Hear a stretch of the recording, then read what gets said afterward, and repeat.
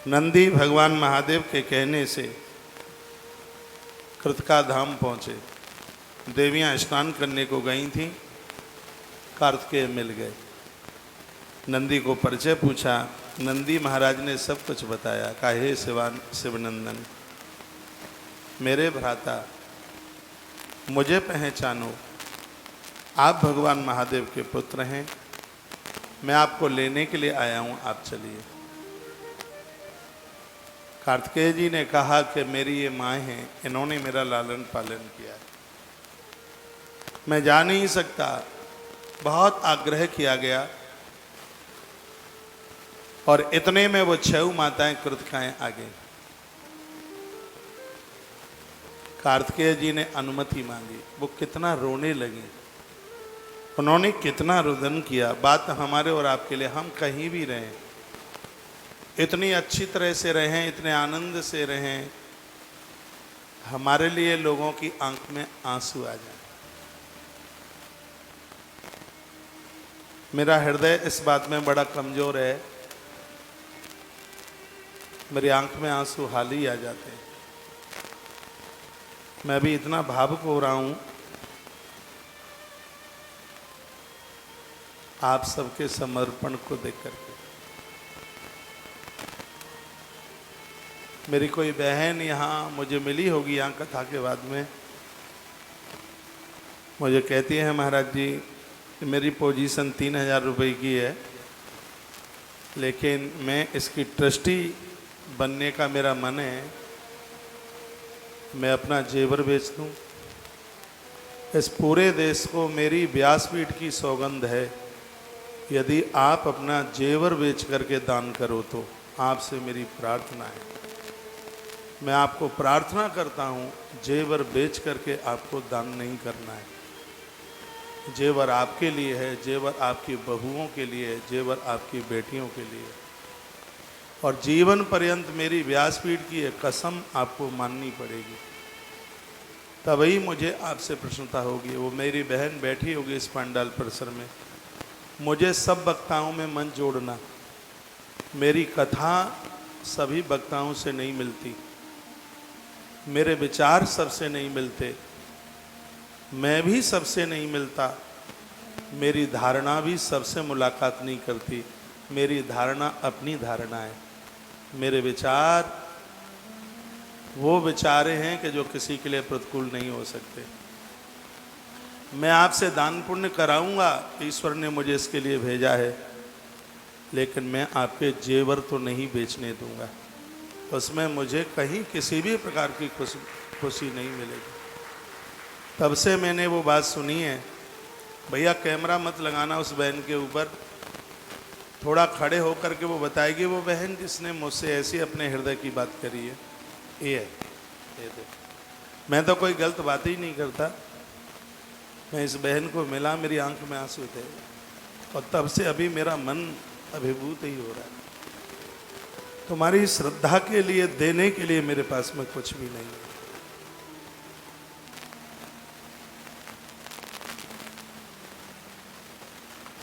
मैं जेवर तो आपके तब बिकवा दूं जब इस प्रॉपर्टी को मैं अपनी और अपने बाप की मानूं।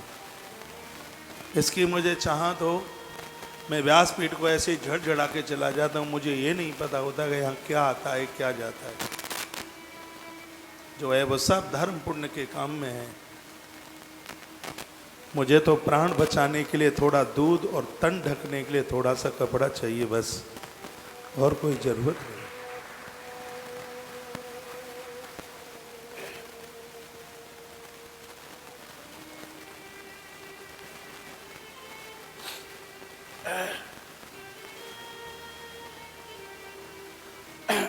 आप सबकी सरलता और भावुकता को देख करके मैं बड़ा अभिभूत हूं।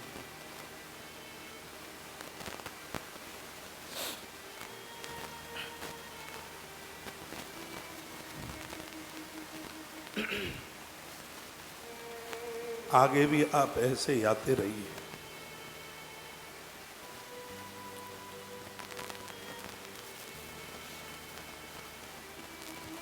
दुनिया में 2 प्रकार के लोग होते हैं।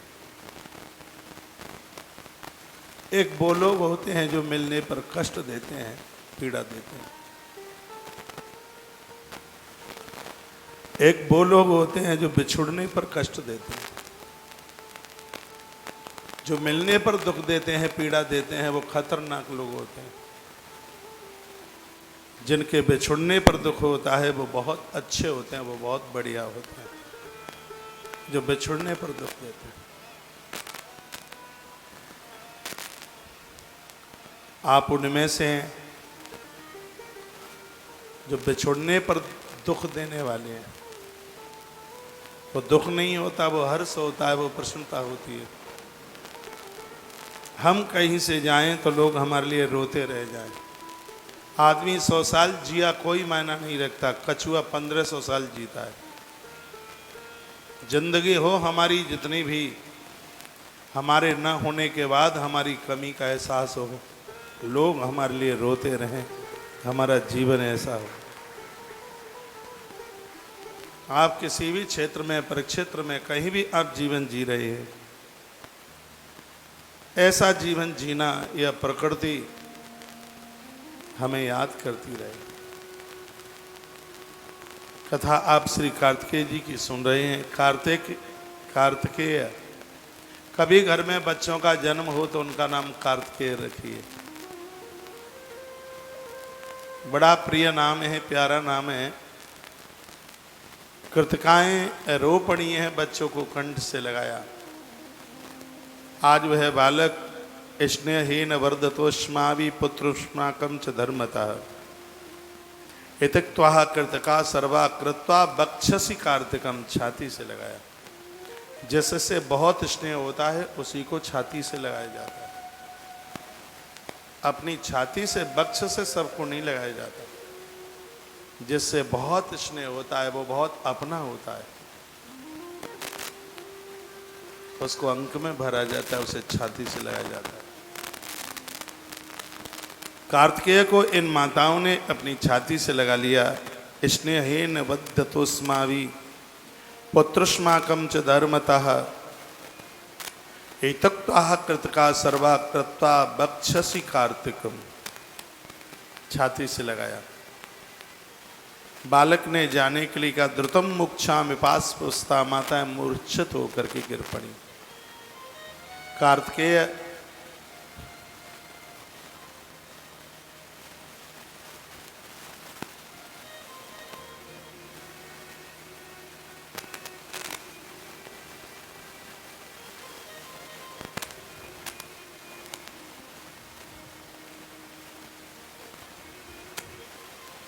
बोलो भक्तवत्सल भगवान की जय हो। श्री हनुमान जी महाराज की जय हो। जय जय श्री राधे, जय जय श्री राधे, जय जय। श्री राधे। सबको खड़ा किया। कार्तिकेय ने अपनी 6 माताओं को खड़ा किया और माताओं को कहा, मां, मेरा लालन पालन आपके द्वारा हुआ है और लोग मुझे आपके नाम से जानेंगे। लोग स्कंद, गंगेय, आग्नेय बहुत कम कहते हैं। इस शिव नंदन को लोग कार्तिकेय के नाम से जानते हैं। पालन करने वाली मां का इतना बड़ा महत्व है। माताएं रोती रहीं, रोते रोते बच्चे को विदा किया। बालक पहुंचा कैलाश पर। जैसे ही मैया को पता चला मेरा पुत्र आया है, मां की छाती में दूध उमड़ पड़ा।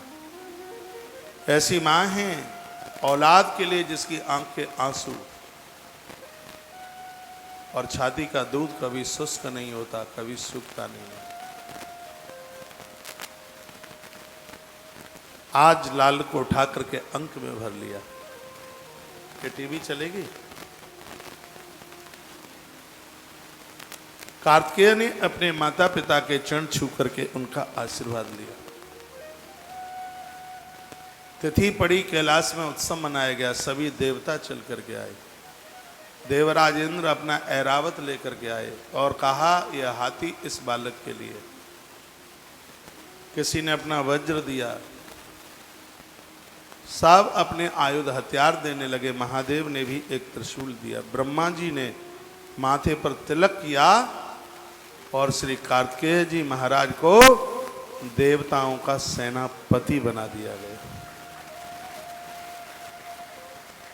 उनका तो आविर्भाव इसलिए हुआ था, तदा दृष्ट्वा च गांगेयम ययो प्रमुदिता शिवा।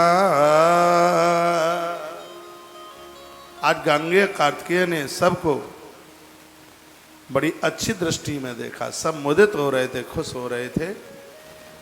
एक दिन देवताओं की एक बहुत बड़ी मंत्रणा हुई, मीटिंग हुई,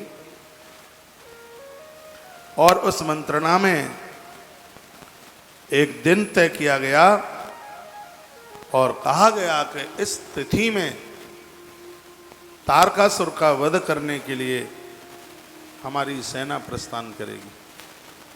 सेनापति कार्तिकेय जी को बनाया गया। शंकर जी कहने लगे, हे हरे हे विधि देवा सर्वे शृणतु मद्वच सर्वाथाहं प्रसन्नोस्मि वरान वरतु इक्षिकान्। हे विधाता ब्रह्मा जी, सब मेरी बात सुन लीजिएगा। क्या बात कही? हे विष्णु, हे ब्रह्मा, मेरी बात सुनो। आज मैं पूर्ण रूप से प्रसन्न हूं। आप लोगों ने मेरे पुत्र को सेनापति बना दिया। आप लोग हमसे वरदान मांग लो, तुम्हें क्या चाहिए? महादेव बोले। ब्रह्मा जी ने कहा कि हे शिव जी,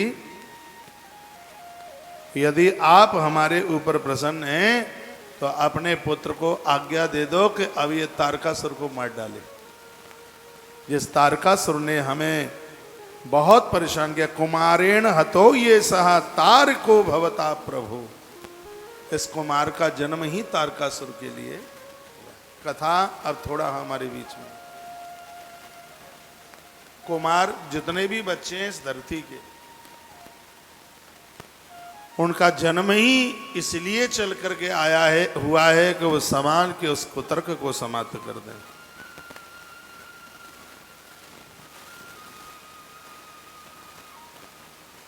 एक बार जयकारा लगाओ, बोल भक्त वत्सल भगवान की जय हो। श्री हनुमान जी महाराज की जय हो। जय जय श्री राधे जय जय श्री राधे जय जय। श्री राधे। समाज के कुतर्क को, तर्क को समाप्त करने का हम संकल्प लें। दुनिया कहे कि भगवान नहीं है, दुनिया कहे परमात्मा नहीं है, हम मानने वाले नहीं हैं। परमात्मा था, परमात्मा है और परमात्मा आगे भी रहेगा। ये प्रसंग यही कहता है, समाज के कुतर्क को समाप्त किया जावे। आज एक बहुत बड़ी फौज तैयार की गई। समुद्र के किनारे पर युद्ध के लिए सब पहुंच गए। देवताओं की तरफ भी बहुत बड़ी भीड़ थी, उधर तारकासुर भी बहुत बड़ी सेना लेके आया। पार्वती नंदन स्कंद परमेकम परम तपः परमात्मात्मद स्वामी सदाम च शरणार्थिनम। पार्वती नंदन स्कंद बहुत बड़े तपस्वी हैं ये भी पहुंच गए उस युद्ध में। कई अध्यायों में युद्ध का वर्णन किया गया है। युद्ध बड़ा घमासान हुआ। देवताओं ने तारकासुर के दुश्मन भगवान कार्तिकेय को आगे कर लिया। तारको युयुधे युद्धे सक्रे नदितिजो बलि। तारकासुर के साथ में और भी बड़े योद्धा थे। युद्ध देवराज इंद्र के साथ घमासान हुआ, लेकिन स्थिति यह हुई थी कि देवता लोग तारकासुर के सामने से युद्ध छोड़ छोड़ करके भाग रहे थे। तब व्योमवाणी, आकाशवाणी हुई। कुमारम च पुरस्कृत्या सुरायूयम समुद्धता दैत्यान विजित्य संग्रामे जायनोथ भविष्यतः। क्या आकाशवाणी हुई? आकाशवाणी ये हुई कि हे देवताओं, तुम इस युद्ध को जीतना चाहते हो तो वीर कार्तिकेय को आगे लेकर के आ जाओ। कार्तिकेय को पीछे मन छोड़ो। कार्तिकेय के बिना इस युद्ध को नहीं जीता जा सकता। तब देवताओं ने कुमार कार्तिकेय को आगे लिया। तारकासुर ने देखा कि मेरा काल आ गया। उसे अनुभव हो चुका था, रावण को अनुभव हो चुका था कि राम मेरा काल है। कंस को भी उस सभा में, रंग सभा में यह अनुभव हो चुका था कि ये कृष्ण मेरा काल है। तारकासुर भी समझ गया कि ये आज मेरा अंतिम दिन है। ये शिव संभूत शंकर का पुत्र, ये मेरा काल बन के आ गया। तो तारकासुर क्या बोला सुनिए।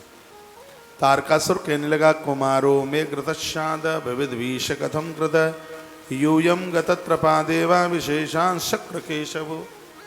इंद्र तुम बहुत बड़े छली हो, तुम बहुत बड़े कपटी हो। ये विष्णु भी बहुत बड़ा छली है। तत्र विष्णु छली द्वेषी विवेको विशेषता बलिरियन पुरावक्ष छलमाश्रित पापता। ये वही विष्णु है जिसने बलि को छला। तुम तैने वितरित पूर्व असुरऊ मधु कैटव, मैं जानता हूं तुम असुर मधु और कैटव को मारने वाले हो। वो तुम्हारी जंगा पर लेट गए तो सिरो हीनो कृतो दित्वाद विवर्जिता, तुमने उनका मस्तक काट डाला। मोहिनी रूप तोने न पवति भेक्त कृतो ही, मोहिनी रूप धारण करके पंक्ति भेद किया, पूरा अमृत देवताओं को तुमने पिलाया। तुम्हारी हकीकत को कौन नहीं जानता। तुम बहुत ज्यादा छलियो। देवासुर सुधा पाने वेद मार्गो विगरिय था। तुमने देवताओं को अमृत पिला करके और दैत्यों को अमृत के हीन कर दिया। हे विष्णु, इंद्र के भाई, तुम बहुत छली हो। मुझे मरवाने के लिए इस कार्तिकेय को तुम आगे लेके आ गए हो।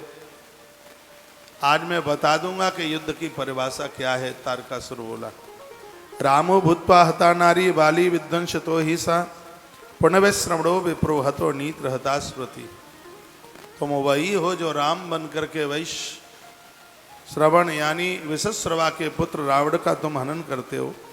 पापम बिना सुखिया स्त्री त्वक्ता पाप रथेन यत तत्रापि सुतमार्गश ध्वंसति स्वार्थ हेतव स्वजनन्या सुरक्षेन अवतारे दशाखे गुरुपुत्रापमानस्य कृतो नेन दुरात्मना। तुम वो ही हो जो परशुराम बन करके अपनी मां का सुरक्षेदन कर डालते हो। भ्राता ज्येष्ठस्य तस्सक्र पापी महानमता।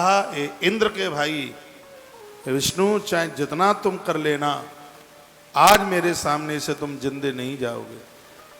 जब आदमी की मौत मंडराती है तो हथियार तो काम करते नहीं है, फिर उसकी जीभ ही ज्यादा चलती है। तो भगवान कार्तिकेय कहने लगे, तुम्हारा अंत है। आज के बाद तुम कल का सूर्य नहीं देख पाओगे, इसलिए तारकासुर, सूर्य को सामने से देख लो। यदि मैंने तुम्हें आज से युद्ध में ना मारा, मैं शिव शंभुत कहलाने के लायक नहीं रहूंगा। यदि मैं शंकर का पुत्र मां भगवती गंगा के उधर से बाहर निकल करके आया, माता कृतिका की सौगात ऐसे युद्ध में से इधर, तो आज निकल करके नहीं जा पाए। डरे सकल सुर चले पराई, जय की आस तजो अब भाई। दैत्यों ने उसको समझाया भी था। घमासान युद्ध हुआ। आज ऐसा लग रहा था कि सृष्टि का प्रलय ना। तारकासुर ने ऐसा युद्ध दिखाया, इंद्र युद्ध छोड़ करके भागे। वेदाता ब्रह्मा कहीं भी टिकते नजर नहीं आए। नंदी, भृंगी, ये सब युद्ध छोड़ करके भागने लगे। तब वीर कार्तिकेय ने कहा, तुम युद्ध मत करना, एक बार डटे तो रहो। आज युद्ध में अकेले कार्तिकेय खड़े हैं। सब योद्धा स्थान छोड़ करके भाग रहे थे। तारकासुर ने ऐसा युद्ध दिखाया, और जब उस समय लग रहा था कि यहां पर देवताओं की पराजय होने वाली है, उसी समय भगवान महादेव प्रकट हो गए। भगवान शंकर ने कहा, पुत्र कार्तिकेय, ये मेरा त्रिशूल संभालिए। कार्तिकेय ने दोनों हाथ ऊपर किए। भगवान महादेव ने अपना त्रिशूल दिया, और वही त्रिशूल वीर कार्तिकेय ने घुमा करके तारकासुर की छाती के ऊपर यो प्रहार किया। गिरते ही तारकासुर की दम निकल गई। बोलिए कार्तिकेय जी महाराज की जय हो। पता तो लगे कि युद्ध हुआ है। तारकासुर समाप्त, देवता विजयी हो गए। आकाश से धुंधुइयां, फूलों की वृष्टि, जय जयकारे, जय जय उद्घोष होने लगे। आनंद हो गया। इस युद्ध को जीतने के बाद कार्तिकेय जी ने अपने हाथों से 4 शिवलिंग की स्थापना करी है। तम तारकम हंतु मना कर शक्तिर महाप्रभु, वीरराज महावीर कुमार शंभु बालक। शंभु बालक महादेव के पुत्र ने पापियों को समाप्त कर दिया। ताकत मिली, भगवान शंकर ने त्रिशूल दिया। आप जो भी पूजा पाठ सत्कर्म करते हो उससे आपकी एनर्जी बढ़ती है, आपकी ताकत बढ़ती है। क्रौंच नाम के पहाड़ पर कई शिवलिंग इनके द्वारा स्थापित किए गए।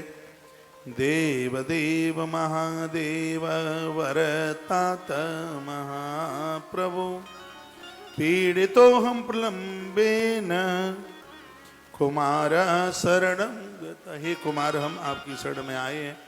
कुमुद नाम के किसी व्यक्ति ने प्रार्थना करी थी, बहुत जनों का रक्षण इस वीर कुमार ने किया। भगवान की पूजा में कार्तिकेय जी को रखिए। 6 मुख वाले कार्तिकेय हैं, मोर की सवारी करते हैं। मयूर इनको अति प्रिय लगता है, निष्कामी है मोर। कार्तिकेय संयमी है, तो उन्होंने सवारी भी ऐसी की है। उनके जीवन में बहुत आनंद होता है। वीर कार्तिकेय का जन भजन पूजन, इनका ध्यान करने से, इनकी स्तुति और पूजा करने से आंतरिक जो बीमारियां हैं वो सब समाप्त हो जाती हैं। चाहे वो स्त्री, चाहे वो पुरुष, कोई भी हों। ऐसी बीमारियां डॉक्टर्स लोगों को भी जिसे नहीं बताया जा सकता, वीर श्री कार्तिकेय जी महाराज के द्वारा वह बीमारियां दूर हो जाती हैं। बोलो भक्त वत्सल भगवान की जय हो, आज के आनंद की जय हो। जय जय श्री राधे, जय जय श्री राधे, जय जय। श्री राधे श्याम।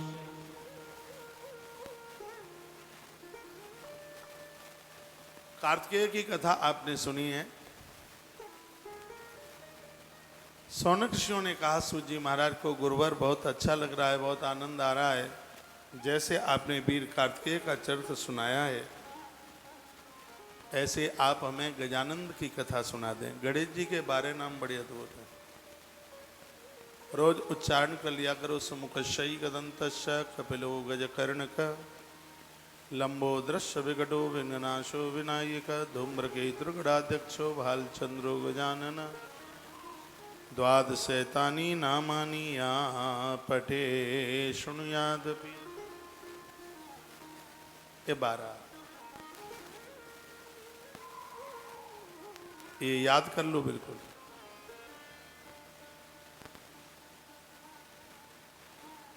याद कर लो।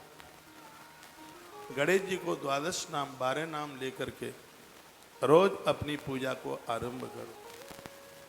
आनंद हो जाएगा, मन को सुकून मिलेगा, मन को बहुत बड़ी शांति मिलेगी। गणेश जन्म की कथा भी बड़ी अद्भुत है ग्रंथ में। तारकारे रेत श्रुता व्रतमद्भुतमुत्तमम, नारदा स्वप्रश्नोता पप्रक्षा प्रीतितो विधिम। नारद जी ने विधाता ब्रह्मा जी को कहा था, पिताजी आपने वीर कार्तिकेय का चरित्र जन्म से लेकर युद्ध तक बड़ा विस्तार पूर्वक सुनाया।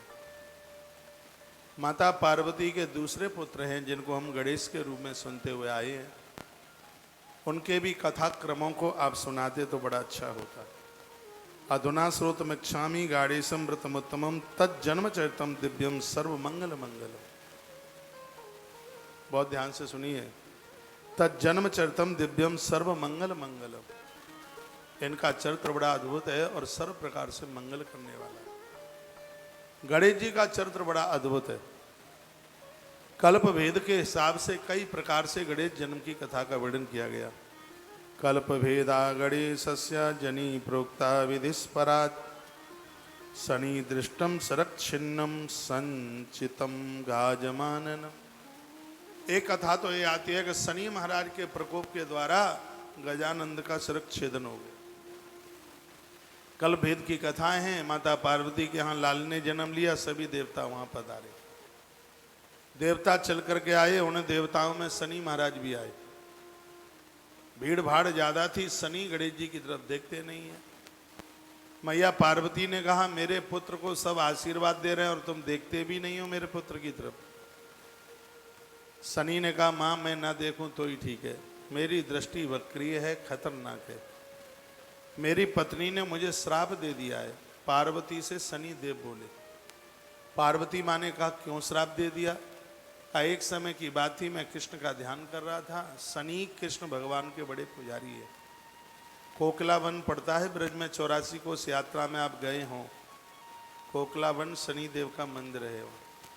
शनि देवता ने तपस्या की, गोविंद ने प्रकट होकर के उन्हें दर्शन दिए।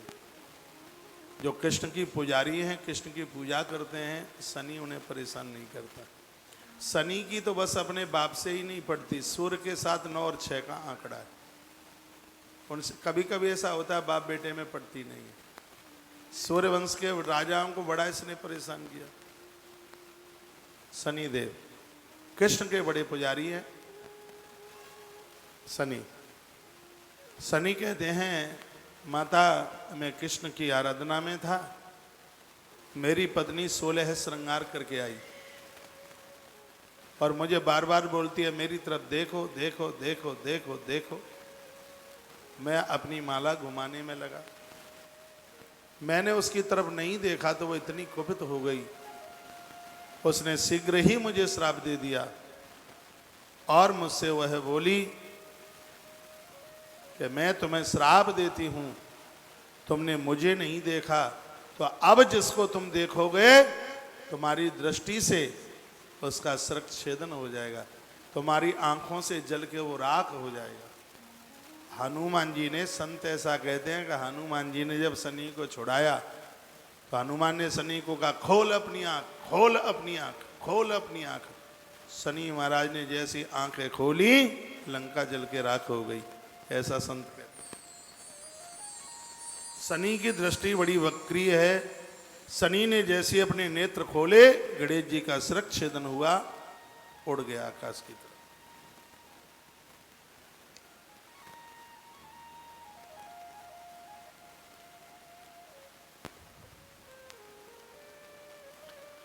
बोलो भक्तु वत्सल भगवान की जय हो, श्री हनुमान जी महाराज की जय हो, आज के आनंद की जय हो।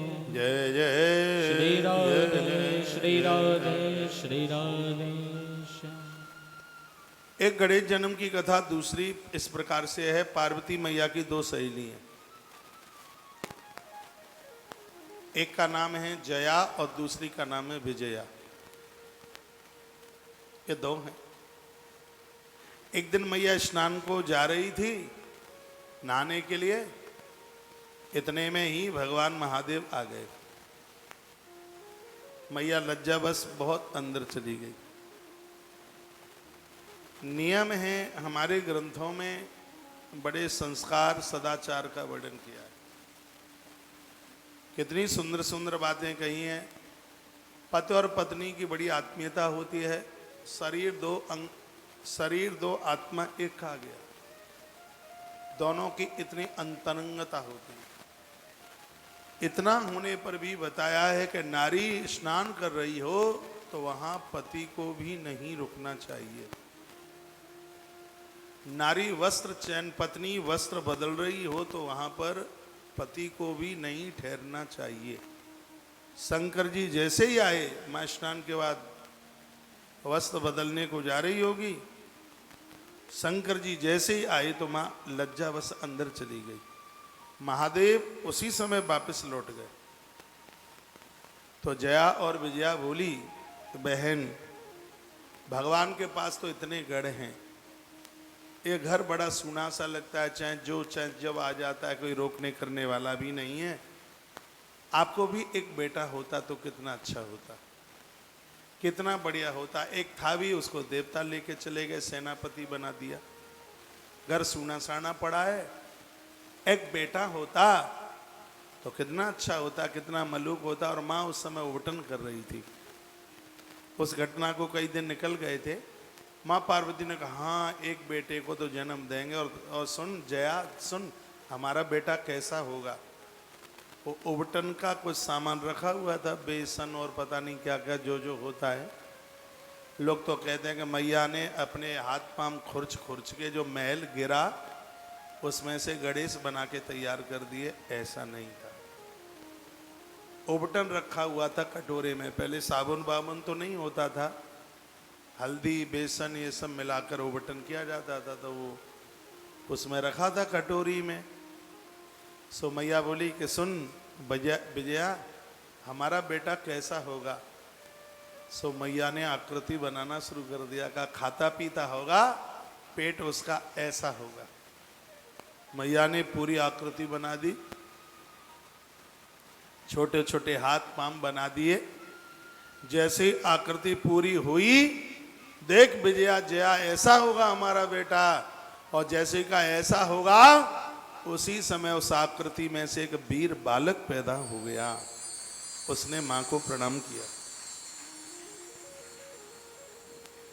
कहा मां तूने मेरा निर्माण किया है, तूने मुझे बना। लिखा है एकस्मिन्नैव काले च जया च विजया सखी पार्वत्या च मिलित्वा वै विचारे तत्परा भवत्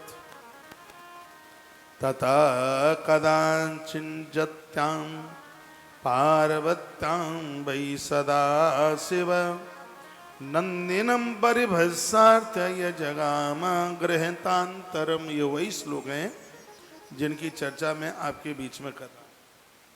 बालक खड़ा हो गया, कहा मां मेरे लिए आदेश और मेरा नाम।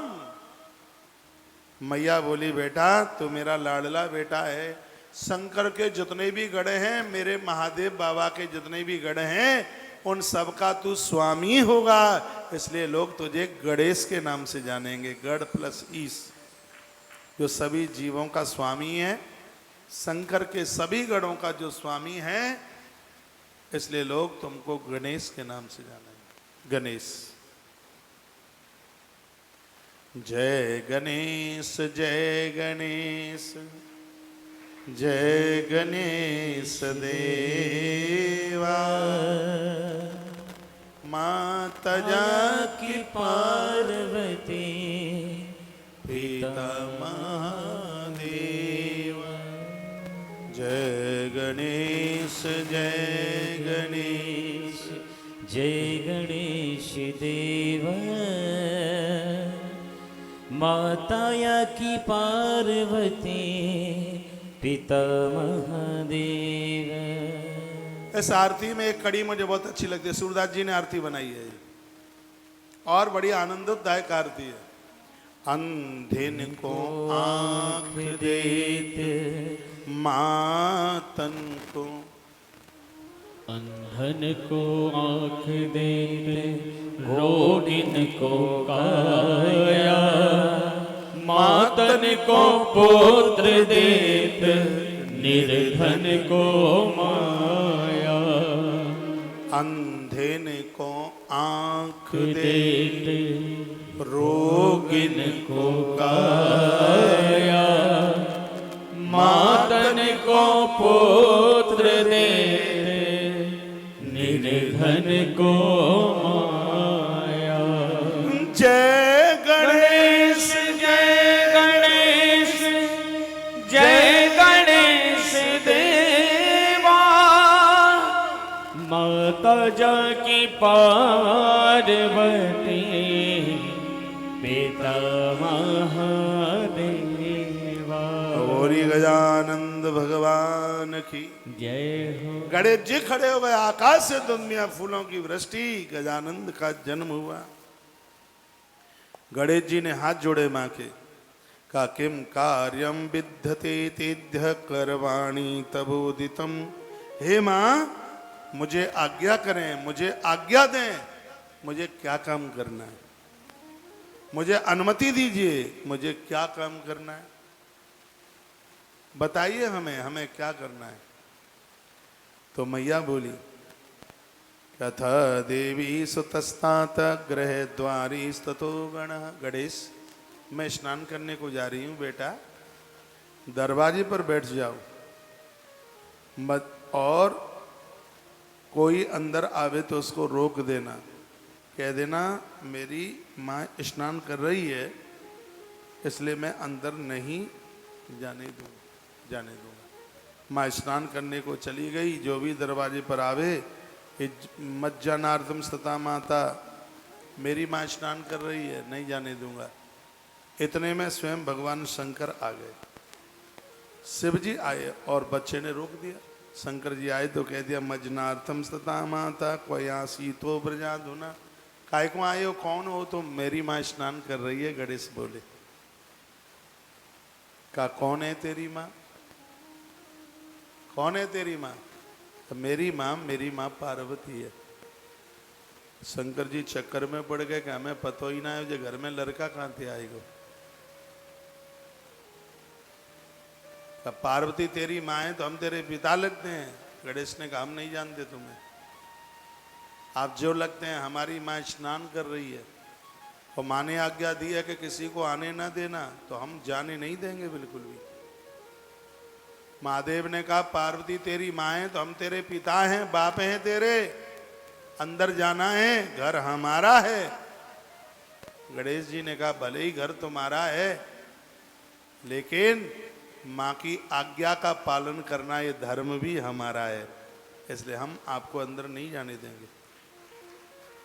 तो भोलेनाथ ने कहा मूर्खोसी तुम न जाना सी सो हम गिरजापति। अरे मूर्ख, तू मुझे जानता नहीं है, मैं गिरजा का पति हूं।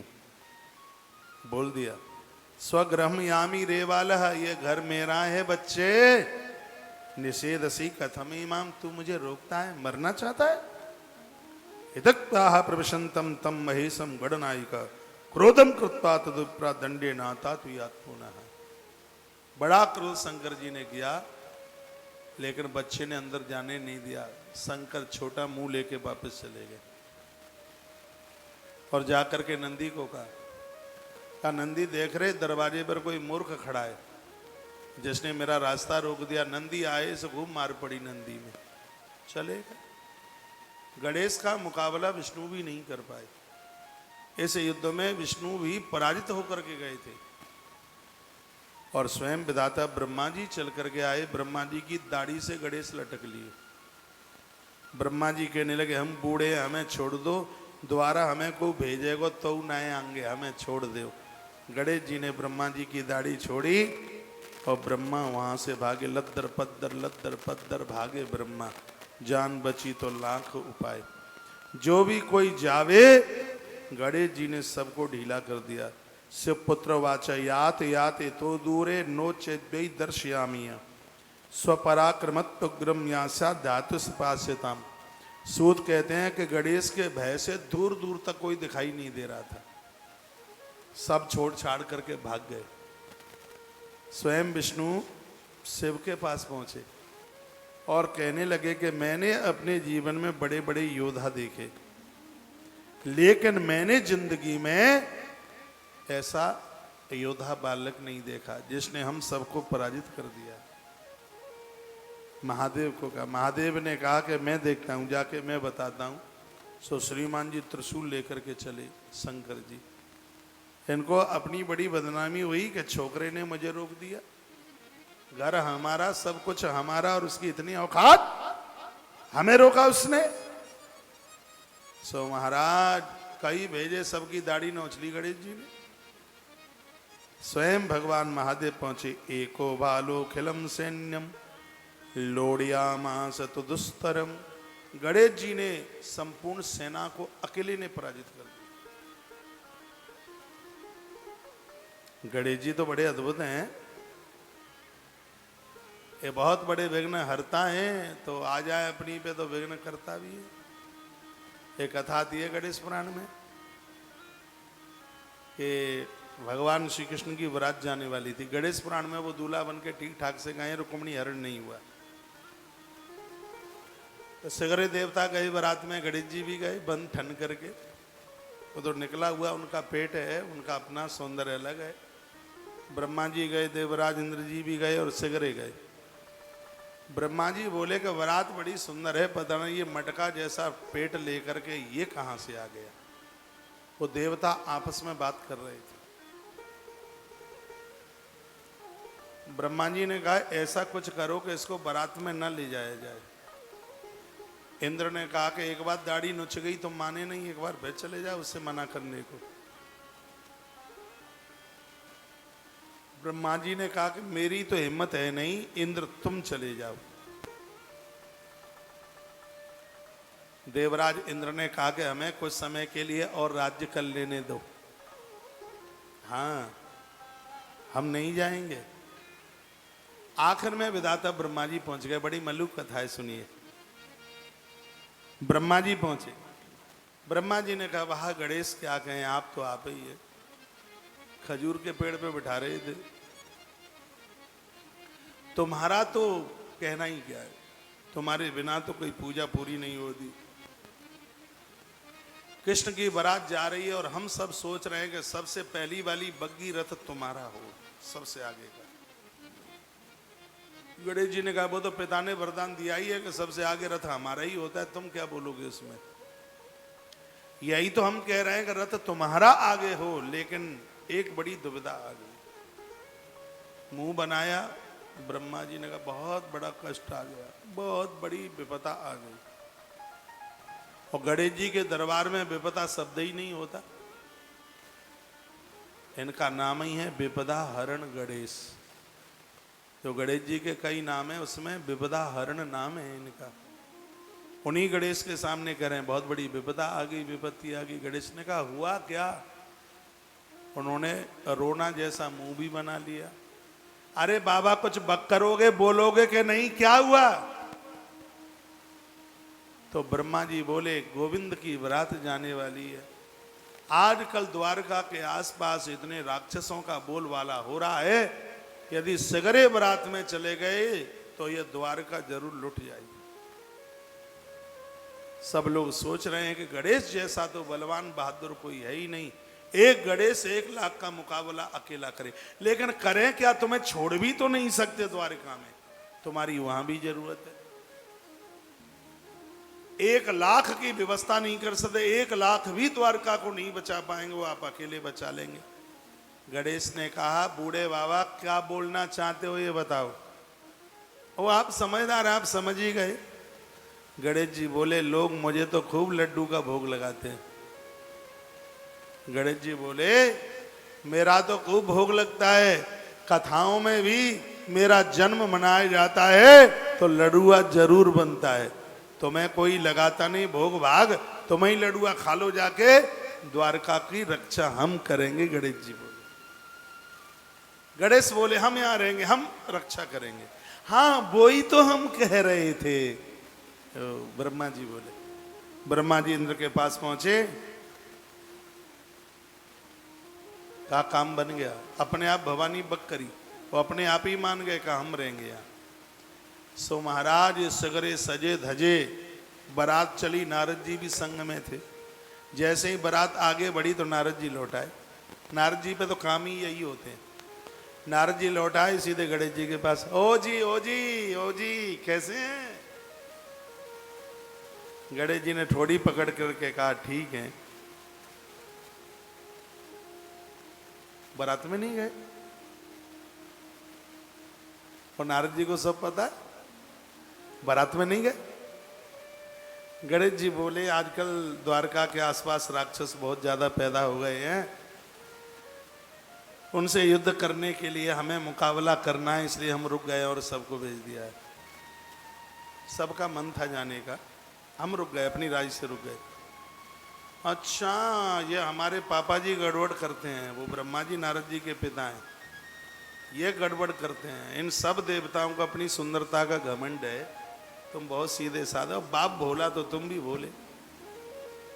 ये सब इतने चतुरा बनते हैं, कहते हैं गणेश जी का निकला मोटा पेट है, सब बारात लज्जित हो जाएगी और टमुक टमुक चलेगा। उठो देव, बैठो देव, बामनियाँ चटकाओ देव। वो तो सब तुम्हें बामनियाँ समझ करके और जानबूझ करके तुम्हें छोड़ के गए। इतना नारद ने कहा कि गणेश जी का क्रोध पारे से बाहर। कहा ऐसी बात है तो इनको लड्डू अभी खिलाता हूँ। और ताली गणेश ने बजाई तो करोड़ों चूहा एक ही दाम हाजिर हो, पूरी बटालियन फौज गणेश जी के सामने। छोटे मोटे सगरे चूहा चौखरा आ गए और अपने सरकार को बोलने लगे, आज्ञा करो क्या करना है। कहा जिस रास्ते से बारात जा रही है ब्रह्मा का रथ निकल ना जाए, सबसे पहले गड्ढे में वही गिरे, बेसमेंट खोद के तैयार कर दो। सो चोखरा भागे वहां से, पूंछ नीचे लगा के और भागे चोखरा, और नीचे से जमीन पोली कर दी। अब तो जो जाए धड़ाम से गड्ढे में, जो जाए नीचे, जो जाए नीचे। ब्रह्मा जी ठोड़ी पर हाथ लगा के कहे कि ये हुआ तो हुआ क्या। नारद जी ने कहा गणेश को बिठा करके लड्डुआ खाओगे, खाए लो कलींदो। ये सब मेहरबानी गणेश की है। अच्छा, उसी समय विधाता ब्रह्मा ने गणेश की स्तुति की। गणेश अथर्व शीर्ष बोला, प्रसन्न हो गए, इन्होंने गलती मांगी, गणेश जी वहीं प्रकट हो गए। बोलो गजानंद भगवान की जय हो। सगरे देवता कहने लगे, प्रभु हमें क्षमा कर दो, हमें माफ कर दो, हम आपको समझ नहीं पाए। तो भगवान के गणों ने सगरे देवताओं को बाहर निकाला, चुखरों को कहा कि गड्ढे में से मिट्टी उठाइए, वहीं पटक दो ले जाके। सड़क बना के तैयार कर दी गई। भगवान गजानंद के बिना ना कोई बारात, ना कोई घरात, कुछ नहीं है। पार्वती मैया जब मंडप में बैठी थी ना तो क्या बोली, कहा गणेश को जरूर पूज लेना, सती जन्म में गणेश को नहीं पूज पाए सो मर गए आग में कूद के, इसलिए ना ठीक से गणेश जी को पूज लेना। गणेश जी अनादि और अनंत हैं। शंकर पार्वती का विवाह हो रहा था तब भी गणेश की पूजा हो रही थी। दशरथ के यहाँ राम ने जन्म लिया, उससे पहले भी राम थे। द्वापुर में कृष्ण चल करके आए, उससे पहले भी गोलोक में रहने वाले कृष्ण थे। लेकिन दशरथ को तो राम ऐसे ही लगते थे। राम का नाम तो सुना है पहले से। वो उनको ऐसे लगता था जैसे आपके घर में किसी बच्चे का जन्म हुआ हो तो उसका नाम राम रख लिया जाए, जैसे आपके बेटे का नाम रखने पर भी राम पहले से है, उसी प्रकार से दशरथ जी ने भी अपने पुत्र का नाम रखने पर भी राम इसी प्रकार से पहले से है। राम भगवान गजानंद पार्वती माँ के लाल बन करके आए हैं, उससे पहले वो गणेश थे, पहले से गणेश थे। आनंद हो गया, भगवान का विवाह हो गया। ऐसे गणेश जी जिनका नाम लिए बिना तो कोई शुभ होता ही नहीं है, ऐसे गजानंद आज दरवाजे पर खड़े हैं। शंकर जी आए और आकर के कहने लगे, हट आगे से। कहा माँ स्नान कर रही है, नहीं हटता। कहा नहीं हटेगा। कहा नहीं तो मरना चाहता है, जैसी आपकी इच्छा। आप मारने के लिए ही तो ले हो तो मार ही डालोगे। मर जाऊंगा लेकिन माँ की आज्ञा की अवहेलना नहीं करूंगा। गणेश बोले, मेरी माँ ने मुझे यहाँ खड़ा किया है। तो एक दंतरमाशाद्य शूल पाणिस्तत परे है। उसी समय भगवान शंकर ने त्रिशूल घुमाकर क्रोध में आकर के फेंक करके मारा। गणेश के कंठ में त्रिशूल लगा, मस्तिष्क कट करके सीधे समुद्र में जाके गिरा। गणेश नीचे गिर गए। हाहाकार शब्द हुआ। जया और विजया दौड़ी और मैया को जाकर के कहा कि महादेव ने तुम्हारे पुत्र को मार डाला। मैया ने विकराल रूप धारण कर लिया, एक काली रूप उसी समय का जहां मां की जीभ निकल रही है। माता ने इतना क्रोध किया, शंकर नीचे गिर पड़े। मैया ने एक चरण शंकर की छाती पर रख दिया। जैसे ही भोलेनाथ की छाती पर चरण पड़ा, उसी समय मां की जिह्वा निकल के बाहर आ गई। हाहाकार मच गया, इतना क्रोध था। देवता स्तुति करने लगे, बहुत स्तुति करी। मां ने कहा, मैं सबको समाप्त कर दूंगी, जला दूंगी, मुझे मेरा जिंदा बालक चाहिए। शंकर जी ने नंदी को कहा, समुद्र से मस्तिष्क मांगकर ले आओ, ये समुद्र में गिरा है मस्तिष्क। नंदी सागर के पास गए। समुद्र महादेव से दुश्मनी मानता है पहले से। क्यों मानता है? इसलिए मानता है, वो सोचता है कि यदि शिव जहर न पीते होते तो सागर मंथन उसी दिन रुक जाता। ये जहर पी गए, इसलिए तो 14 रत्न मेरी कोख से निकल के बाहर चले गए। वो यह सोचता है, इसलिए उसने मस्तिष्क नहीं दिया। स्वयं महादेव गए मांगने के लिए मस्तिष्क गणेश का, समुद्र ने दिया नहीं। तब माता पार्वती स्वयं पहुंची और कहा मेरे पुत्र का मस्तिष्क दे दे। समुद्र ने नहीं दिया। मां कुपित हो गई और माता ने कह दिया मैं श्राप देती हूं, मेरे पुत्र का मस्तिष्क जहां गिरा होगा वहीं वह पर्वताकार हो गया होगा, और इस पर्वत पर यदि किसी ने पांव रख दिया तो उसकी खोपड़ी के टुकड़े टुकड़े हो जाएंगे। हनुमान जी सीता माई की खोज के लिए जब निकले तो पर्वत समुद्र के बीच में था। हनुमान जी निर्भय होकर उसके ऊपर चढ़ गए। मैया ने कहा रुकिए भोलेनाथ, रुकिए रुकिए रुकिए, इस पर्वत को मैंने श्राप दिया है। मेरे पुत्र गणेश के मस्तिष्क से पर्वत बना। मैंने श्राप दिया कि जो यहां पहुंचेगा उसकी खोपड़ी के टुकड़े टुकड़े हो जाएंगे, लेकिन हनुमान का तो कुछ नहीं बिगड़ा। तो शंकर जी ने बड़ी सुंदर बात कही। क्या कहा? ओ मान कछु कपि के अधिकाई, ओ मान कछु कपि के अधिकाई, प्रभु प्रताप सो कालहि खाई, प्रभु प्रताप सो कालहि खाई। ओ मान कछु कपि के अधिकाई, ओ मान कछु कपि के अधिकाई, सिरा दे। प्रभु प्रताप सो कालहि खाई, प्रभु प्रताप सिरा दे। सो कालहि खाई, ओ मान कछु कपि के अधिकाई,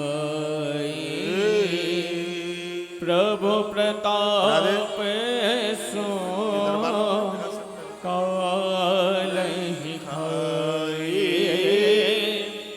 प्रभु प्रताप सो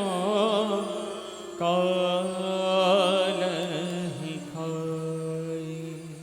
कहा कि इसमें कोई ही प्रभुत्व नहीं है कपि का। भगवान का हाथ जिनके ऊपर होता है भैया, वो तो मौत का भी भक्षण कर जाते हैं। ग्रंथों में ये भी लिखा है कि भगवान श्री गणेश जी का जो मस्तिष्क है वो माला का सुमेरु बन गया जाके। सुमेरु का अर्थ भी पहाड़ होता है। जो आप जो माला जपते हैं ना, माला देना ही माला जो बीच में होता है, ये कैमरा एक जगह मत टेको, पूरा पंडाल है पूरा एक जगह है। 4 माइयों की फोटो बार बार आती रहती है। पूरा कैमरा पूरा पंडाल दिखा। एक माला दो मुझे। बोलिए श्री हनुमान जी महाराज की जय हो। जय जय श्री राधे, जय जय श्री राधे, श्री राधे।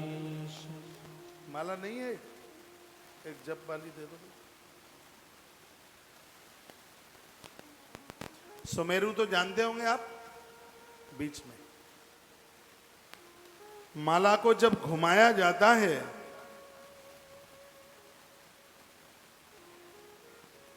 तो सुमेरु को लांगा नहीं जाता, वहां से माला को वापस हो जाती। दीजिए।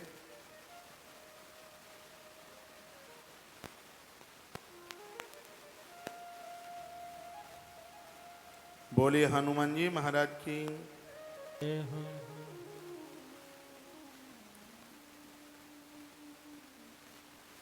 जैसे ये माला है, माला पकड़ने का ठीक ढंग है, नाभि के नीचे माला नहीं जाती। सीधे रीढ़ की हड्डी सीधे करते हुए नीचे कपड़ा बिछा लिया करें, धरती पर भी ना लगे। माना जाए माला ज़्यादा लंबी है, नीचे जाती है, तो नीचे एक कपड़ा बिछा लीजिए। सुबह जब कर रहे हो पूरब में मुंह, शाम को कर रहे हो पश्चिम में, देवताओं के आगे, नदियों के आगे बैठ के, कथा में और ऐसी धार्मिक जगह पर कौन सी भी दिशा में मुख हो तो दोष नहीं लगता। प्रतिमाओं के सामने, गुरुजनों के सन्मुख बैठ करके जब किया जाता है, सिद्ध जगहों पर जब किया जाता है, अपने घर के मंदिर में जगह जब किया जाता है, तो जप करने में बहुत मन लगता है। आपके बेडरूम में जपने में उतना मन नहीं लगता जितना कि पूजा मंदिर में बैठ करके जप में मन लगता है। माला पकड़ने की ये सही विधि है। ये उंगली, इसको कनिष्ठिका कहते हैं, ये उंगली इसको तर्जनी कहते हैं। ये दोनों उंगली माला में लगती नहीं है। दो उंगली और अंगूठे के ऊपर माला को पकड़ा जाता है। एक बार मंत्र बोलते हैं, माला नीचे जाती है, कभी भी माला ऊपर नहीं जाती। माला जप करने की विधि यूँ है, एक बार मंत्र बोलोगे दाना नीचे जाएगा। जप करने की मुद्रा ये है, ये उंगली अंगूठी के नीचे होती है, इसको धेनु मुद्रा कहते हैं। इस तरीके से बैठा जाता है, रीढ़ की हड्डी बिल्कुल एकदम सीधी होती है। इस ढंग से यदि जप किया जाए तो 10 करोड़ गुना फल अग्नि पुराण में लिखा है माला के ऊपर मंत्र जपने से प्राप्त होता है। पंचपात्र आगे रखें, धुला हुआ वस्त्र पहने, मन नाच उठता है, मन अपने बस में हो जाता है जब जप करने की आदत लग जाती है। अकेले में जप कर रहे हो तो माला भले ही खुली हो, सबके बीच में बैठ के जप कर रहे हो तो माला गोमुखी में होनी चाहिए, माला झोली के अंदर ही होनी चाहिए। आपको जप करते समय आपकी माला को कोई देख ना पाए। मेरी माला तो आप इसलिए देख रहे हैं क्योंकि इस समय तो मैं आपको बता रहा हूँ। तो एक बार मंत्र बोलेंगे, यूँ ऐसे माला जाएगी, यूँ ऐसे ऐसे। समझ में आ रहा है? पीछे तक आ रहा है? टीवी में देख लो, ये इस तरीके से यूँ है ऐसे। जब ये माला पूरी हो जाती है, जैसे मान लिया जाए ये माला पूरी हो गई, ऐसे जूम करके दिखाओगे, ये माला मान लिया जाए यहाँ इस तरीके से यूँ ऐसे यूँ पूरी हो गई, इसको सुमेरु कहते हैं। तो इसको यूँ ऐसे घुमा दिया जाता है उंगली के ऊपर, फिर पूरी हो गई तो इसको घुमा दिया गया, इसको लांगा नहीं जाता। जब आपका जप पूरा हो जाता है तब माला को आँखों से लगा करके यूँ ऐसे आँखों से लगाकर तब ही माला को रखा जाता है। माला जप करते समय बहुत ज़्यादा जल्दीबाजी नहीं, माला जप करते समय स्पीड इतनी ज़्यादा ना हो जाए कि आप अक्षर ही खा जाएं। माला के जप पर मंत्र का जैसा उच्चारण होगा वह अपने आप में उसी प्रकार से फलदायी हो जाएगा। बहुत लोग जब आकर के बोल दिया जाए, बेटा बोल देता है, पोता कहता है दादी चाय तैयार है बिल्कुल, फिर तो दादी मैया गोमुखी में से देखती है कितनी और रह गई है, फिर तो माला सरखेमा चलती है, कैसे चलेगी?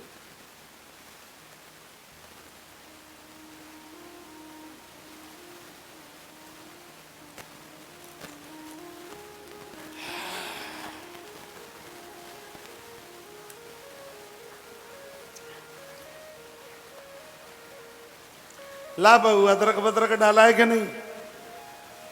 तो कहेगी अदरक अदरक बदरक सब डाला है।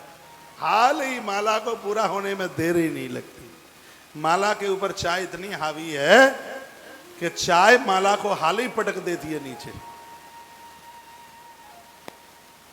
तो माला के बीच में जो ये सुमेरु है, ये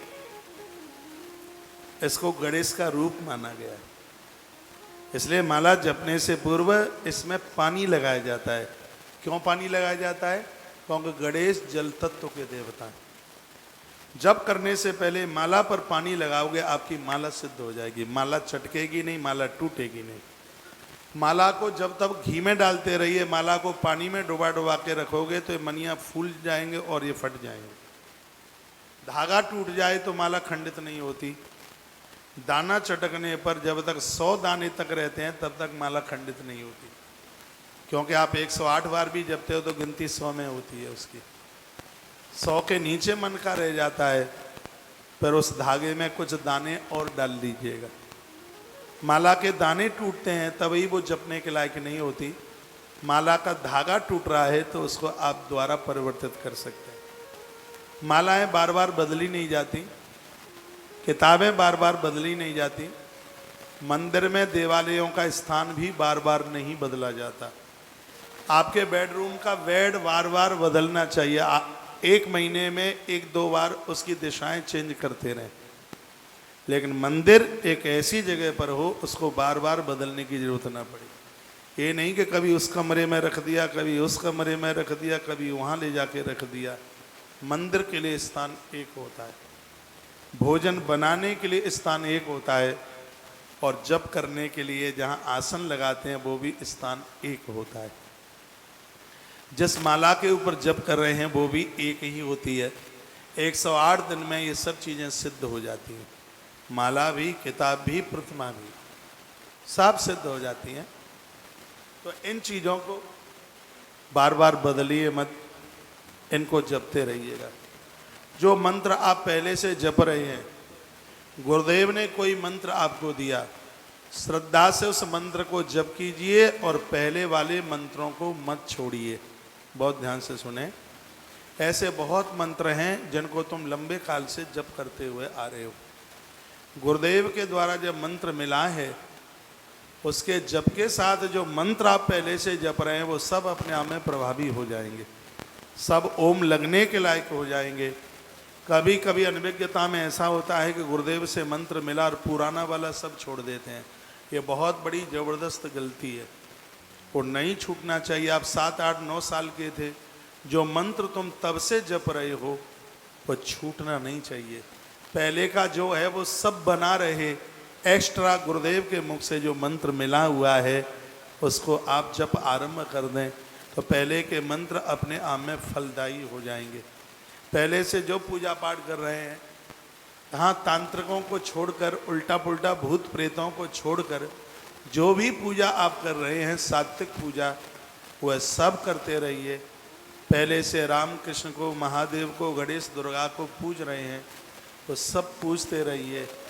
तभी तो यह पता लगेगा कि आपकी साधना में कितनी बड़ी शक्ति है। तुम्हारे जो गुरुजी पूजते हैं देवताओं को, वो पूजें, बिल्कुल पूजें, लेकिन तुम्हारे गुरुजी जिनको नहीं पूजते हैं और तुम पहले से उन्हें पूज रहे हैं, उनको भी जरूर पूजिए। मान लिया जाए कि तुम्हारा गुरु कृष्ण भगत है, एक उदाहरण के तौर पर, और तुम पहले से महादेव को पूज रहे हो, तो तुम्हें सबसे बड़ा प्रॉफिट तो ये हुआ है, आप कृष्ण के बारे में कुछ जान नहीं रहे थे, तो गुरुजनों से मिलकर आप कृष्ण से जुड़ गए हैं और पहले के महादेव भी अपने जीवन में सुरक्षित हैं। ये नहीं कृष्ण से जुड़े तो महादेव को भूल जाए, ये नहीं गंगा गए तो गंगा दास, जमुना गए तो जमुना दास। मैंने ऐसे लोगों को भी देखा है, मैंने जिनको 10-10 बार तिलक बदलते हुए देखा। वहाँ गए तो खड़ा तिलक, वहाँ गए तो तिरछा तिलक, वहाँ गए तो बिंदी वाला तिलक, और एक आध जगह गए तो वहाँ तिलक पहुँच के ही जाएं। ऐसा क्यों करते हो? नहीं, बिल्कुल भी नहीं।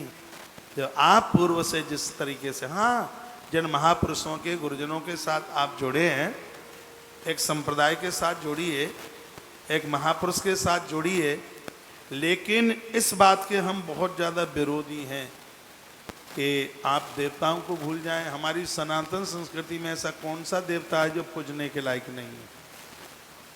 कौन सा ऐसा देवता है? गणेश पूजने के लायक है, शंकर जी पूजने के लायक हैं, राम कृष्ण दुर्गा, इष्ट एक बनाइए, पूजा सभी देवताओं की कीजिए। अब आप कहोगे कि इष्ट किसको बनाए? जिस देवता के प्रति आपका बहुत समर्पण है वो तो हो ही जाता है। प्रातः जागते समय तुम्हारे माथे में जो देवता सबसे पहले चल के आ जाए, उसी को अपना इष्ट स्वीकार कर लीजिए। इष्ट की बड़ी महिमा होती है, जिनके ऊपर इष्ट की कृपा होती है उनके काम फटाफट फटाफट बनते जाते हैं। और देखिए, इष्ट के प्रति इतना स्नेह हो जाता है, मान लिया जाए आप राम के पुजारी हैं, कन्हैया के मंदिर में जाओगे तो बांसुरी की जगह पर आपको धनुष बाण दिखाई दे जाएगा। बाबा तुलसी के साथ यही तो हुआ था। तुलसीदास जी वृंदावन में गए, वहां तो सब कन्हैया के मंदिर है। हाथ जोड़ के कहा, तुलसी मत्था जब नवे, तुलसी मस्तक जब नवे, धनुष बाण ले हाथ। इतना कहा तो कित मुरली कित चंद्र का, कित गोपियन को बास, और अपने तुलसी के कारणे सो कृष्ण भय रघुनाथ। अपने जन के कार्य कृष्ण भय रघुनाथ, कन्हैया राम के रूप में प्रकट हो गए हैं। तो यहाँ से जो कुछ बातें आप सुन रहे हैं, कंफ्यूज करने वाली कोई भी बात हमसे आती नहीं है। आप जो पहले से मंत्र जप रहे हैं, पूजा जो कर रहे हैं, वो करते रहिए। फिर आपको जो भी कोई सदगुरु, कोई भी महात्मा मिला और उनसे आपको जो मंत्र मिला है, उसको श्रद्धा के साथ जपिए। वह मंत्र तुम्हें ओम लगाने का अधिकारी बना देगा। वह मंत्र कृपा कर देगा। मंत्र के बिना मन पवित्र नहीं होता, सेवा के बिना तन पवित्र नहीं होता, और दान के बिना धन पवित्र नहीं होता। इन तीनों को पवित्र करने की जरूरत है। तन पवित्र सेवा किए, धन पवित्र किए दान, मन पवित्र हरि भजन सो होए सदा कल्याण। होए त्रिविध कल्याण जब करोगे आपका मन मस्त हो जाएगा, आनंद हो जाएगा। आदत डालिए, माला के ऊपर जप करने की कोशिश कीजिए, इतना मन लगेगा, आनंद हो जाएगा। ये जरूरी नहीं है कि 62 साल में ही करो। मैं कहूँगा 20 साल में ही शुरू कर दो। जितनी भी मेरी बहनें बेटियां सुन पा रही हैं, यहाँ से बहुत मालाएं आपको दी गई हैं। वो दर्शन करने के लिए नहीं, वो जप करने के लिए भी है। यहाँ से जो माला दी गई है महादेव को पहनाने के लिए, जप करने के लिए, 100% असली माला यहाँ से आपको प्रदानित दी गई है, प्रदानित की गई। 2-2 मालाएं, 4-4 मालाएं आपने ली हैं। एक माला जप में रख लें, एक माला पहन लें उसमें से। 24 घंटा नहीं पहन सकते हो। वैसे रुद्राक्ष 24 घंटा पूरी माला पहनी नहीं जाती, सोने से पहले उतारी जाती है, लेट बाथरूम जाने से पहले उतारी जाती है। पूजा के समय पहन लो, सुबह शाम। पूजन के समय पर जब आरती पूजा आप कर रहे हैं, सुबह शाम पहन लीजिएगा। फिर तो इसमें आपको वो भी दोष नहीं लगेगा, कहीं शादी बारात में लहसुन प्याज खा लोगे, वो भी